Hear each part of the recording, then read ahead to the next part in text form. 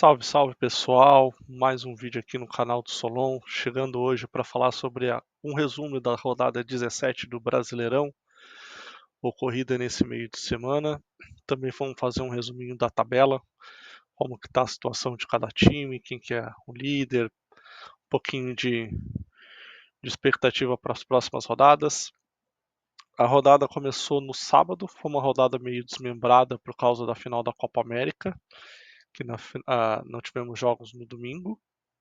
Então os jogos ficaram distribuídos entre o sábado e o meio de semana. Não foi uma rodada completa devido à participação de Atlético Paranaense e Internacional na Sul-Americana. Então tivemos 2 jogos adiados.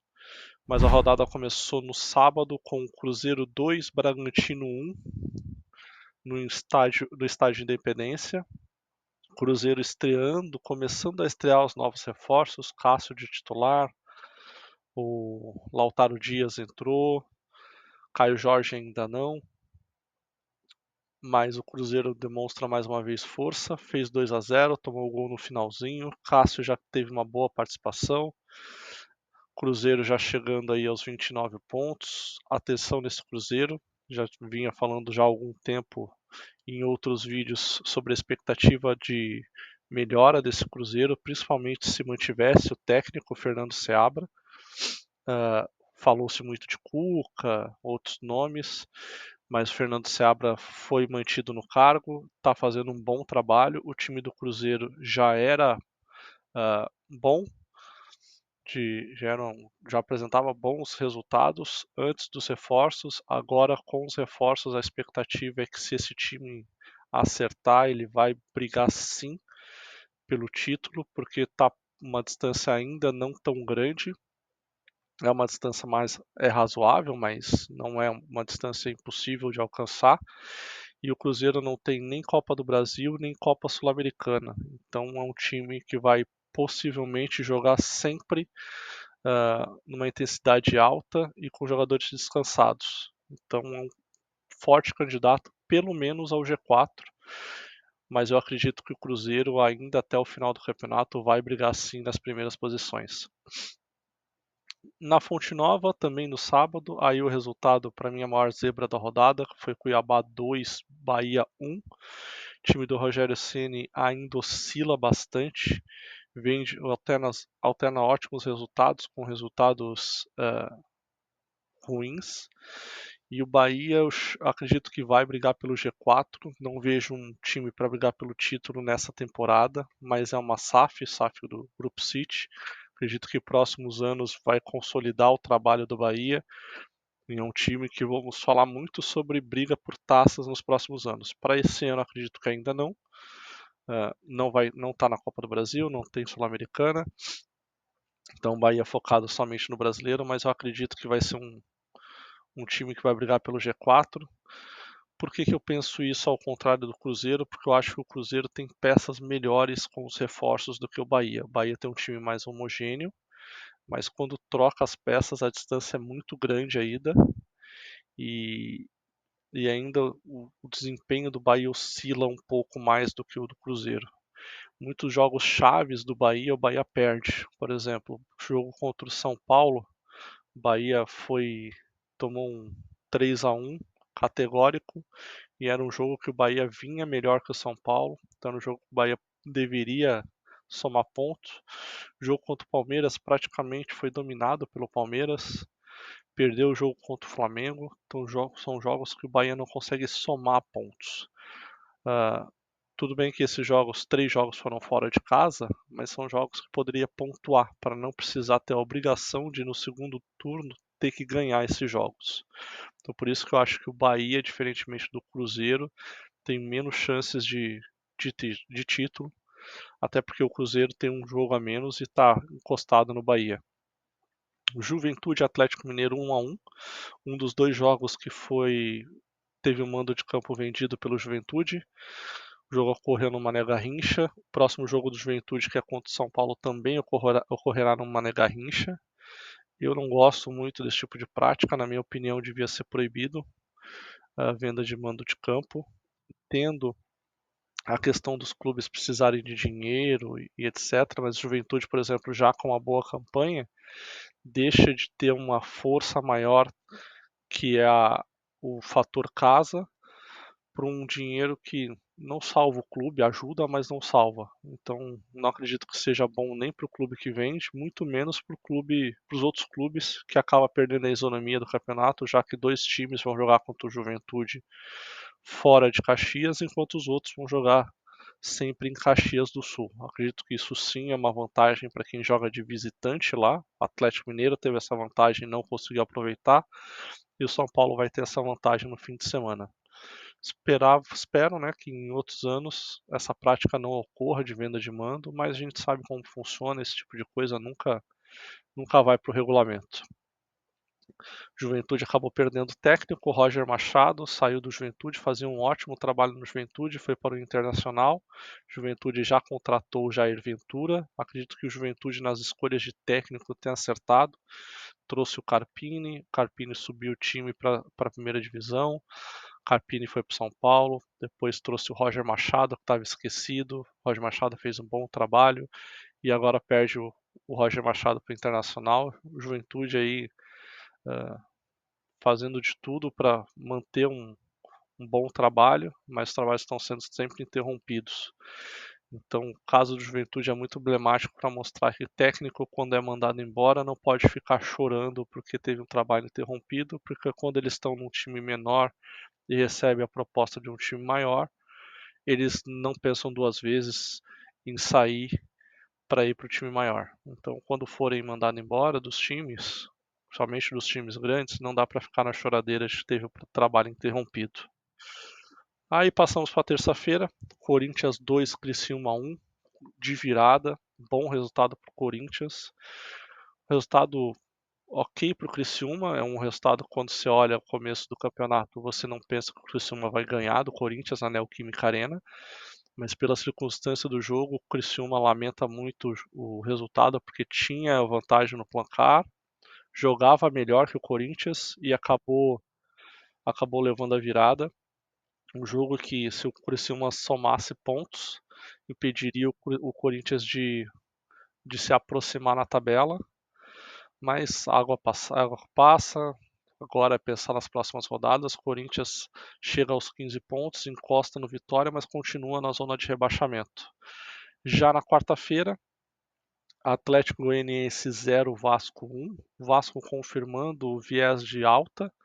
Mais uma vitória do Vasco. O Atlético Goianiense, depois que demitiu o Jair Ventura, praticamente não ganhou ponto. Segundo jogo do Wagner Mancini, segunda derrota. Esse era um jogo importantíssimo para o Atlético Goianiense, jogando em casa contra o Vasco, um adversário que até então estava próximo na tabela e perdeu novamente. O Vasco agora começa a parar de pensar em zona de rebaixamento. Eu vi o time do Vasco muito frágil, inclusive no jogo contra o São Paulo, que o Vasco goleou o São Paulo. O primeiro tempo do Vasco achei um primeiro tempo muito ruim, mas eu acredito que aquela vitória acabou dando força para o Vasco. E o Vasco melhorou muito desde então, o desempenho e a pontuação. Então o Vasco deixa de pensar no rebaixamento, agora com 23 pontos, acho difícil o Vasco cair. E o Vasco começa já a pensar de repente ali uma vaga em Sul-Americana ou beliscar uma das vagas de pré-Libertadores de repente. Na quarta-feira, grande jogo no Morumbi, São Paulo 1, Grêmio 0, um jogo muito emocionante. Não foi um grande jogo no critério técnico, mas um jogo muito bom. Fiz a minha análise sobre o jogo. Se quiserem ver, tem a playlist sobre as análises dos jogos do São Paulo.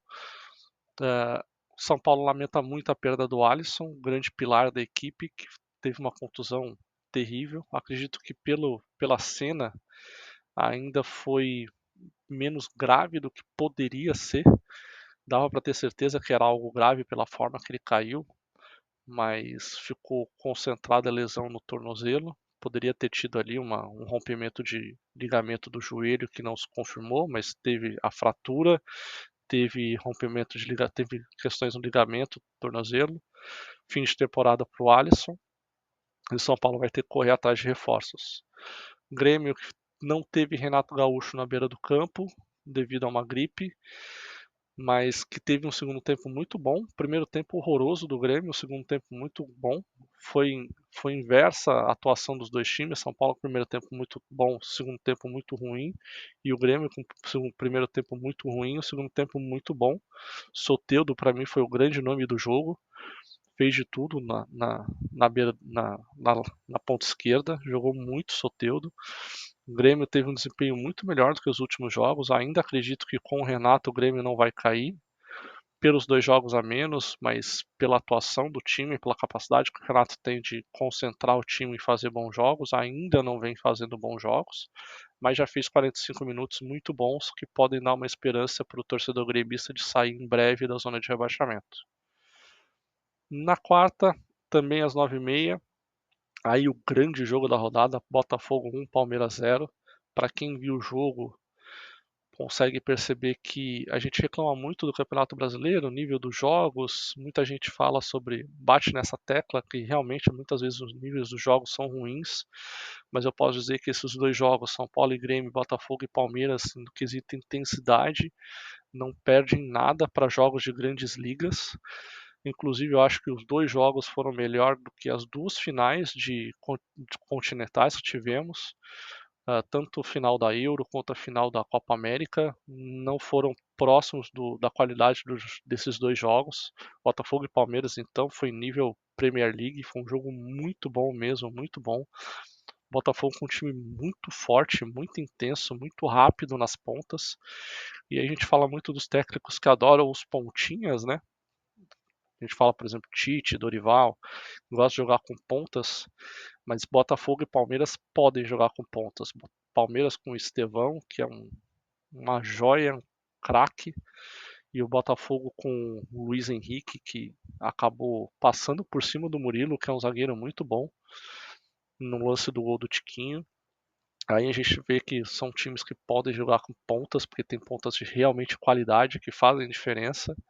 Grande jogo da rodada, expectativa para Libertadores ficou gigantesca. Para mim vai ser o grande jogo da Libertadores. Vai ser o jogo que eu vou querer ver, exceto se for na hora do jogo de São Paulo, claro. Mas esse jogo Botafogo e Palmeiras pela Libertadores vai ser um grande confronto. Por fim, Fortaleza 3, Vitória 1. Fortaleza passando por cima do Vitória do Carpini. Confirma mais uma vez o viés de alta do Fortaleza, chegando já ali na briga do G4. Fortaleza deixa de oscilar um pouco, vinha oscilando muito, perde, ganha, perde, ganha. Agora vem com 4 vitórias em 5 jogos. Então, um grande desempenho do Fortaleza. E os 2 jogos que foram adiados, Inter e Flamengo, e Fluminense e Atlético Paranaense. Com isso, tivemos a classificação pós 17 jogos, pós a 17ª rodada, não todos com 17 jogos ainda. Botafogo abre vantagem em cima do Palmeiras. Pela vitória fica 3 pontos de vantagem. Botafogo com 36 pontos, Palmeiras com 33. Nos últimos jogos vocês percebem que a campanha é praticamente a mesma. O que diferencia foi esse jogo que o Botafogo ganhou. Para mim são, junto com o Flamengo, os 3 clubes que vão brigar pelo título. O Flamengo ficou com 31, mas com um jogo a menos. Pode chegar a 34, ainda não alcança a liderança. Tem ali nos últimos jogos 2 derrotas, mas eu acredito que o Flamengo vai brigar por esse título.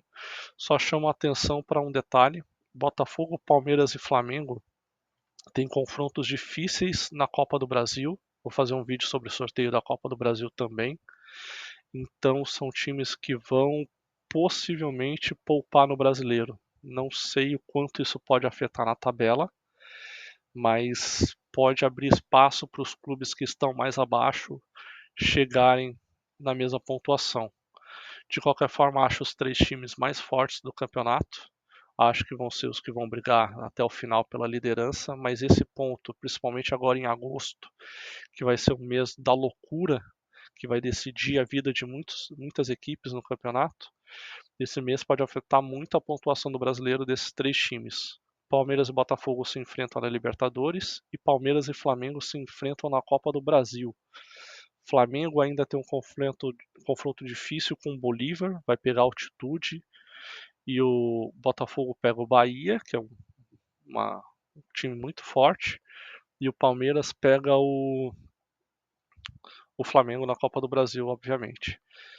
Então, além disso, no meio desses jogos tem Botafogo e Flamengo pelo Brasileiro, tem Flamengo e São Paulo, Palmeiras e São Paulo pelo Brasileiro. Então são confrontos difíceis que essas equipes possivelmente podem poupar jogadores e que pode fazer diferença na pontuação desses três clubes. Na quarta posição, o São Paulo com 30, com a vitória alcançou o Bahia na pontuação e assume a vaga no G4 devido aos critérios de desempate. São Paulo ainda numa sequência muito boa, são 5 vitórias nos últimos 6 jogos. Bahia com 30 com essa sequência de oscilação, derrota, vitória, continua com essa oscilação Bahia. Cruzeiro já chegando na sexta posição com 29 pontos, já encosta no Bahia com um jogo a menos. Aí nos últimos 5 jogos são 3 vitórias do Cruzeiro. O Cruzeiro vem forte agora com os reforços, não tem as Copas, não tem os meios de semana ocupados. Então o Cruzeiro pode sim, ainda mais com essa sequência dos times de cima, com esse agosto que vai ser uma loucura, o Cruzeiro pode se aproveitar e pode encostar nos líderes nessa sequência de jogos. Fortaleza com 29, também uma boa campanha, mas Fortaleza ainda tem Sul-Americana. Então Fortaleza acredito que vai ser meio que essa campanha de briga pelo G4. Atlético Paranaense com 25 e 16 jogos. O Atlético Paranaense teve uma queda muito grande, vem oscilando bastante. Ainda expectativa de como vai ficar esse Atlético Paranaense, acredito que vai ficar nessa mesmo bolo aí junto com Fortaleza, de briga pelo G4. Vasco já chega aos 23 pontos em 17 jogos, são 5 jogos sem perder do Vasco, grande campanha, grande sequência de jogos do Vasco. Já para de pensar em rebaixamento e começa a pensar em vaga em G4. Bragantino 22 é aquele clássico time de meio de tabela, ganha jogos em casa, perde jogos fora, um time que muitas vezes não mostra muita intensidade. Atlético Mineiro, a grande decepção do campeonato, 22 pontos em 16 jogos. Continuam com desempenho ruim, Atlético Mineiro. A única vitória nos últimos 5 jogos foi aquele jogo com o São Paulo em casa, com uma arbitragem bem discutível. Já próximo do Atlético Mineiro, Juventude com 20 pontos em 15 jogos, Juventude com 2 jogos a menos. Boa campanha do Juventude. Agora sem Roger Machado, vamos ver como que o Jair Ventura vai trabalhar com essa equipe, mas eu acredito que seja o nome ideal para manter o Juventude na primeira divisão. Azar Atlético Goianiense, que dispersou o Jair Ventura, né? Internacional com 19 pontos, agora com o Roger Machado. Inter tem 13 jogos, é o time com menos jogos no campeonato, são 4 jogos de diferença.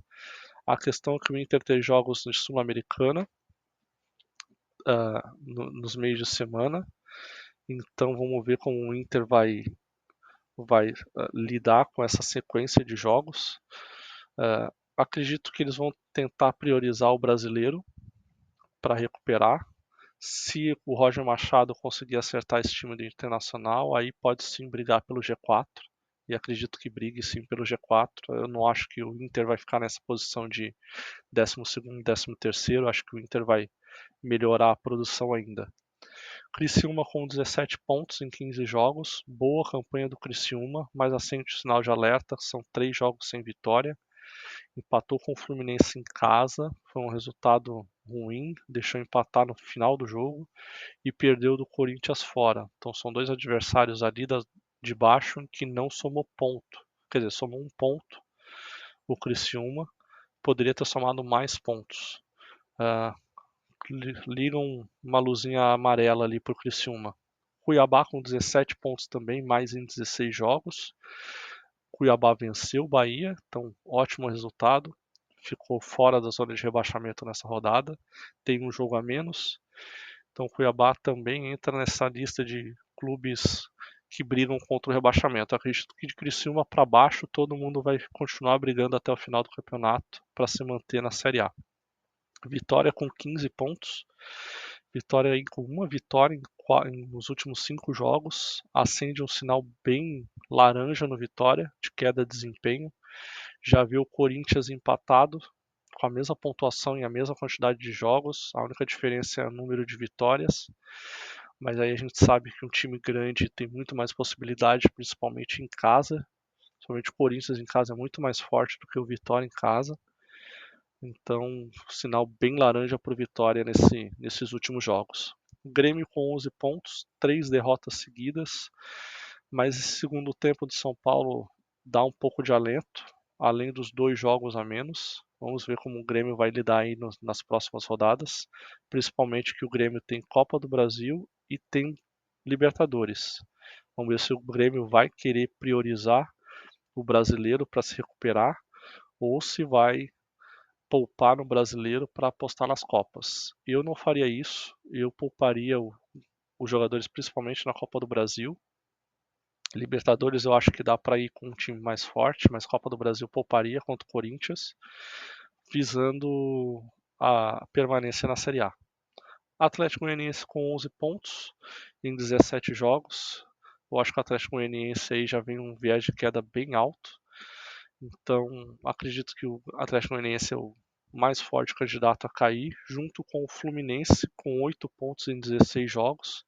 Mas aí, com esse jogo a menos, o Fluminense pode alcançar a pontuação do Atlético Goianiense.